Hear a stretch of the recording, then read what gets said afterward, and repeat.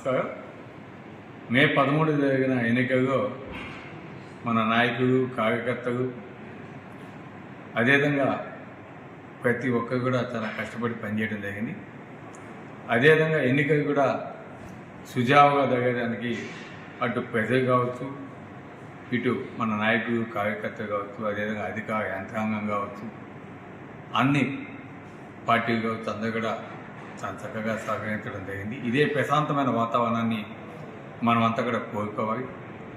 రేపు 4వ తారీఖు జరిగే కౌంటింగ్ ప్రక్రియగా కూడా తప్పకుండా ప్రతి ఒక్కరు కూడా సహనం వహించి ఆ కౌంటింగ్ ప్రక్రియని సుజావుగా జరిగేటట్టు ప్రతి ఒక్కరు కూడా మన నాయకులు అయితేనేమి, ఏజెంట్స్ అయితేనేమి అందరూ కూడా సహకరించాలని కోరుతున్నాం. అదేవిధంగా అధికారులు కూడా నిష్పక్షపాతంగా ఈ ఎన్నికల ప్రక్రియ జరిగేదానికి కౌంటింగ్ అందరూ కూడా సహకరిస్తారని ఆశిస్తూ ఉన్నాం. అదేవిధంగా ఎక్కడ కూడా ఈ ఎన్నికల రిజల్ట్ వెలువడుతుంది కాబట్టి గ్రామాల్లో కావచ్చు, అదేవిధంగా కావలి పట్టణంలో కావచ్చు, ఎక్కడ కూడా ఘర్షణ వాతావరణం లేకుండా సమన్వయం పాటించాలని నేను మా నాయకులందరికీ, కార్యకర్తలకి అందరికీ కూడా కోరుతున్నాను.